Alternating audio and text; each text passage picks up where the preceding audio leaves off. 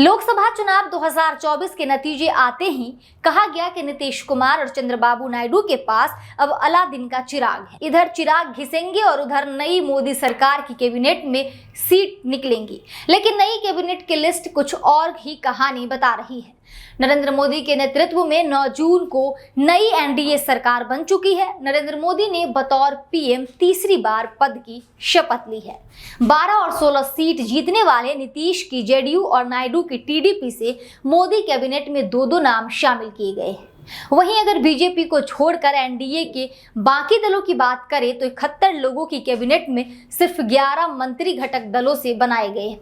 नरेंद्र मोदी की नई कैबिनेट में 30 कैबिनेट मंत्री, 5 स्वतंत्र प्रभार के राज्य मंत्री, 36 राज्य मंत्री शामिल हैं। चलिए हम आपको बताते हैं कि एनडीए के घटक दलों में किसे मोदी कैबिनेट में क्या मिला, किसे कितनी तवज्जो मिली है। चंद्रबाबू नायडू के नेतृत्व वाली तेलुगु देशम पार्टी के 2 सांसदों को मोदी कैबिनेट में जगह मिली है। राम मोहन नायडू कैबिनेट मंत्री बने हैं, जबकि डॉक्टर चंद्रशेखर पेम्मासानी राज्य मंत्री बने हैं। टीडीपी नेता और पूर्व केंद्रीय मंत्री येरन नायडू के 36 वर्षीय बेटे राम मोहन नायडू मोदी सरकार में दूसरे सबसे कम उम्र के केंद्रीय कैबिनेट मंत्री बन गए। 3 बार के सांसद राम मोहन नायडू 2014 से आंध्र प्रदेश में श्रीकाकुलम लोकसभा क्षेत्र का प्रतिनिधित्व कर रहे। चंद्रशेखर पेम्मासानी पेशे से डॉक्टर हैं और इस चुनाव में सबसे अमीर उम्मीदवारों में से एक भी हैं।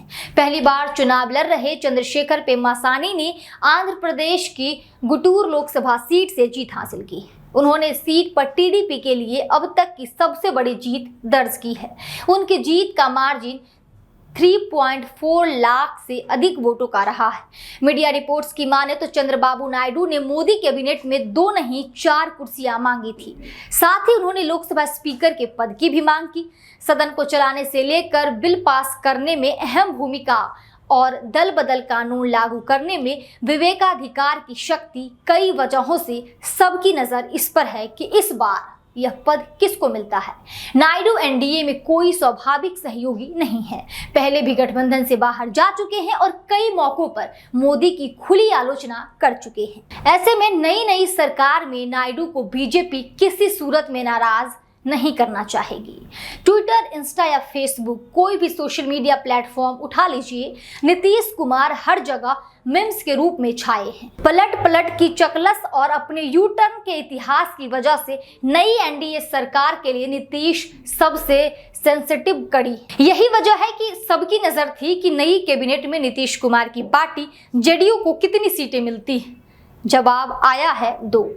जेडीयू कोटे से राजीव रंजन सिंह उर्फ लल्लन सिंह को कैबिनेट मिनिस्टर और रामनाथ ठाकुर को राज्य मंत्री का पद मिला है।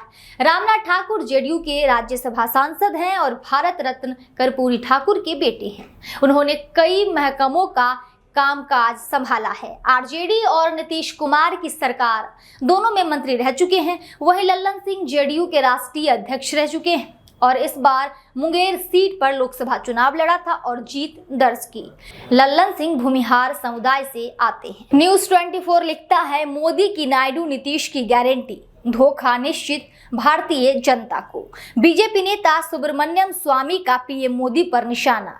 सुब्रमण्यम स्वामी कह रहे हैं कि नीतीश कुमार और चंद्रबाबू नायडू को लेकर मोदी ने जो गारंटी ली है उससे बीजेपी को धोखा जरूर मिलेगा।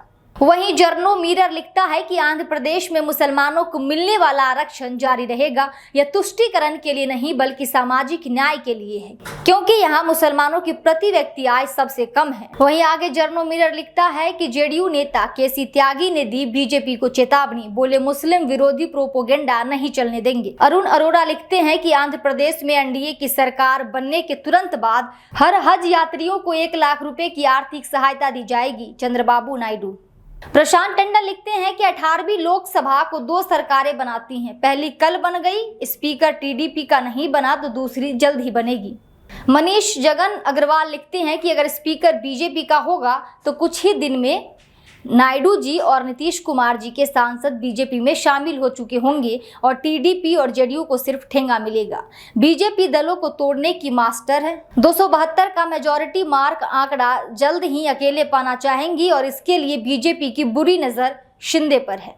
चिराग पासवान की लोक जनशक्ति पार्टी आर और टीडीपी और जेडीयू पर है। इसके अलावा अन्य निर्दलियों को भी बीजेपी में शामिल करवाकर अकेले बहुमत पाने की कोशिश बीजेपी करेगी। गुजराती गैंग बेहद शातिर और महत्वाकांक्षी है तथा जनमत की लूट का मास्टरमाइंड है। दीपक शर्मा लिखते हैं कि शपथ से पहले अजित पवार ने ऑफर ठुकरा दिया और शपथ लेने के बाद भाजपा सांसद सुरेश गोपी ने इस्तीफे की पेशकश कर दी। जाहिर है कोई मंत्री पद यूं ही नहीं छोड़ता है। बहरहाल पावर और गोपी की कहानी तो बाहर आ गई, पर अंदर के हाल और भी बुरे हैं। भाजपा में असंतोष का आलम यह है कि मोदी जी अब तक संसदीय दल की अलग से बैठक नहीं ले पाए। इस खबर पर आपकी क्या राय है? कमेंट सेक्शन में हमें जरूर बताएं। वीडियो पसंद आ रहा तो वीडियो को लाइक करें और चैनल को सब्सक्राइब करना ना भूलें। देखते रहिए दी कंट्राप। शुक्रिया।